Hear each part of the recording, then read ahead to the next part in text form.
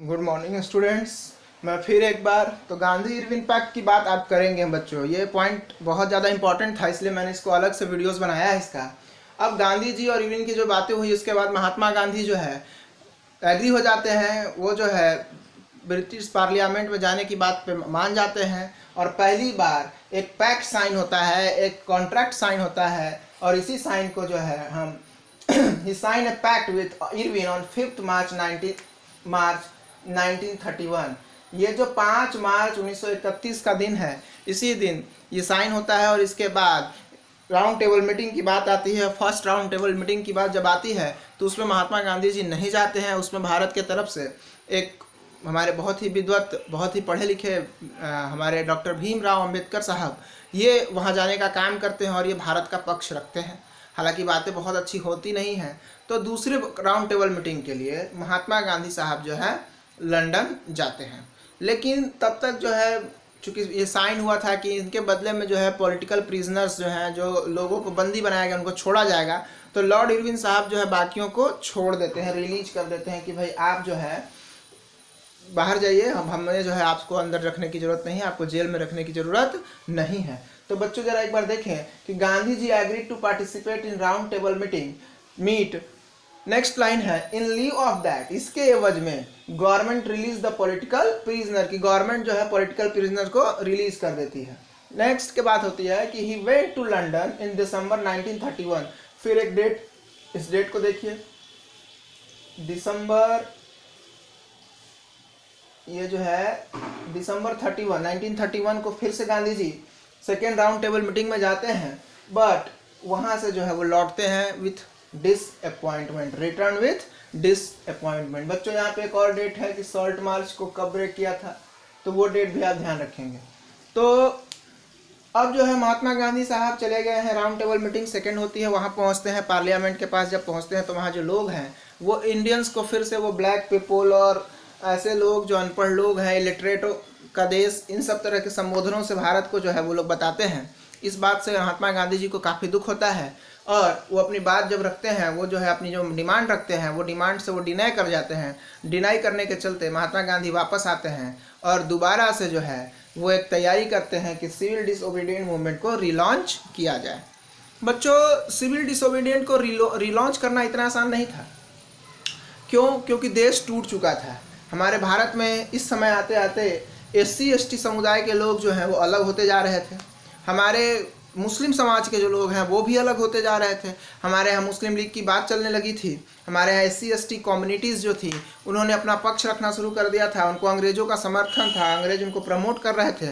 क्यों? क्योंकि वो जानते थे कि इंडिया में डिवाइड एंड रूल को अगर रखना है तो इनको अलग करना होगा। और हमारी ही गलतियों, हमारी ही कमियां, ये मेरी कमी थी या जो कहें आपकी कमी थी, ये हम सब की कमी थी कि हम अपने भाइयों को, जो हमारे SC ST भाई थे, उनको हम लड़ाई के समय में भारतीय कह के बुला लेते थे। लड़ाई ख़त्म हो जाने के बाद फिर वही अनटचेबिलिटी, छुआछूत वाली बात आ जाती थी। तो भाई इस चीज़ को उन्होंने महसूस किया। उन्होंने भी कहा कि जब लड़ाई की ज़रूरत होती है, जब हमारी ज़रूरत है तो हम इंडियंस हैं, और जब हमारी ज़रूरत ख़त्म हो जाती है तो आप एक लाइन बोलते हैं। और वो लाइन क्या होती है?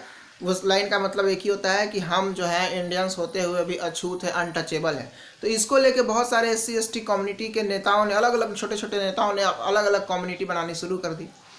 महात्मा गांधी साहब को जब ये बात पता चला, महात्मा गांधी को जब ये बात पता चला था, तो उन्होंने जो है डॉक्टर भीमराव अंबेडकर को अपने पास बुलाया। क्योंकि उस समय डॉक्टर भीमराव अंबेडकर बहुत ही शिक्षित और बहुत समझदार और देश को एक नए आयाम तक, एक नई ऊंचाई तक ले जाने में बहुत बड़ी भूमिका निभा रहे थे। तो डॉक्टर भीमराव अंबेडकर साहब बुलाए जाते हैं, महात्मा गांधी से उनकी बात होती है और दोनों तरफ से अपनी बातों को रखा जाता है। भीमराव अंबेडकर साहब अपनी डिमांड देते हैं कि उनको जो है रिजर्व कंस्टिट्यूएंसी चाहिए, उनको जो है SC ST के लिए जो है स्पेशल एक एरिया चाहिए। इस बात को लेकर गांधी जी मना कर देते हैं और वो कहते हैं कि मैं इतना ही कर सकता हूँ कि कुछ स्पेशल, जहाँ आपकी जनसंख्या ज़्यादा है, SC STों की जनसंख्या ज़्यादा है, उस एरिया में आपको जो है कि रिजर्व कंस्टिट्यूंसी दे सकता हूँ, इससे ज़्यादा कुछ नहीं। और उन्होंने कहा कि आप जो है ये बातें कर रहे हैं SC ST और ये जो भी चीज़ें हैं जिसको आप छूत अछूत की बात करते हैं, इसको मैं नहीं मानता, ऐसा कुछ भी नहीं है। और उन्होंने इंडियन से रिक्वेस्ट किया है, वो आपसे रिक्वेस्ट करते हैं, वो आपके पूर्वजों से रिक्वेस्ट किए हैं, मुझसे रिक्वेस्ट किए, सबसे किए हैं कि अनटचेबिलिटी वाली बात जो है कभी मुंह से निकाले नहीं, क्योंकि ये सब हमारे भाई हैं। ये अनटचेबल लोग नहीं हैं, और उसी बात के साथ उन्होंने उनको गले से लगा लिया और उनके लिए एक शब्द यूज़ किया है बच्चों, जिसको हम हरिजन कहते हैं। हरि यानी भगवान विष्णु, जन मतलब लोग, यानी आप तो हरिजन हैं, भगवान विष्णु के लोग हैं, आप तो पूजनीय हैं, आप तो आदरणीय हैं। और इस तरह से जो है महात्मा गांधी ने अपने SC ST भाइयों को आपस में जोड़ने की जिम्मेवारी भीमराव अंबेडकर को दी। बच्चों, ये जो पैक्ट साइन हुआ, ये जो बातें हुई है, इसी बात को हम कभी कभी पूना पैक्ट के नाम से भी जानते हैं। आपको कभी कभी एग्जाम में सीधा पूछ देगा कि भाई पूना पैक्ट क्या है, what do you mean by Poona pact, या what happened in Poona pact.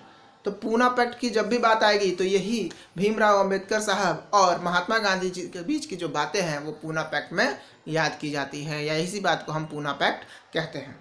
अब जो है ये बातें तो इधर हो गई। अब बात रही कि हमारे मुस्लिम कम्युनिटीज़ के जो लोग थे, मोहम्मद अली जिन्ना साहब भी थे और भी बहुत सारे लोग थे, लेकिन चूंकि ये बड़े नाम हैं तो इन्हीं का नाम हमेशा हम लोग लेते हैं। इन लोगों ने जो है एक नए सुगबुगाहट के साथ एक मुस्लिम लोगों की बात को उठाने के लिए एक नए लीग की बनाने की बात आई, और उसमें उस समय जो है मुस्लिम लीग नाम से जो है एक संगठन, एक ऑर्गेनाइजेशन बनाने की बात रख दी। महात्मा गांधी के लिए भी ये चिंता का विषय था, क्योंकि अगर हमारे देश के भाई, कोई हिंदू, कोई मुसलमान, कोई सिख, कोई ईसाई, इन नामों से टूट जाएगा, बिखर जाएगा, तो फिर अंग्रेजों पे जीत नहीं पाएंगे। और इसके लिए उन्होंने मुसलमानों को भी समझाया, अपने साथ लेने की कोशिश की। लेकिन अभी तक जो है सभी चीज़ें सही से करने के लिए महात्मा गांधी ने समझ लिया था कि अभी सब भारत को जोड़ना होगा, बच्चों को जोड़ना होगा, महिलाओं को जोड़ना होगा, व्यापारियों को जोड़ना होगा, और एक एक समुदाय के एक एक व्यक्ति को जोड़ना होगा। हर वर्ग से लोग आएंगे, और इसके लिए उन्होंने क्या किया कि हर लोग, एक एक महिलाएं इससे पहले कभी सड़क पे नहीं आई। इससे पहले महिलाओं ने बहुत बड़े आंदोलन में बहुत बड़ी भूमिका नहीं निभाई हैं, बहुत सारी महिलाएं ने की हैं, लेकिन सारी महिलाएं, अचानक पूरी भारत की महिलाएं सड़कों पे आ जाएं या साथ में महात्मा गांधी के आ जाएं, ये नहीं हुआ। लेकिन पहली बार महात्मा गांधी साहब ने जो है आह्वान किया, महात्मा गांधी साहब ने पहली बार उन महिलाओं को आवाज़ दी कि आज आपकी ज़रूरत है, आप देश के लिए आगे आइए। तो ये सारी बातें अब फिर करेंगे आपके साथ, लेकिन वो नए वीडियोज़ में। बच्चों, फिर मैं कह रहा हूँ, मैंने कल भी कहा था कि PDF जरूर लीजिए, क्योंकि PDF में थोड़ा डिटेल लिखा होता है। ये बोर्ड छोटा है, बोर्ड पे बातें आ नहीं रही हैं। पिछले वीडियोस में आपने देखा होगा कि बोर्ड को जो है मैंने रखा था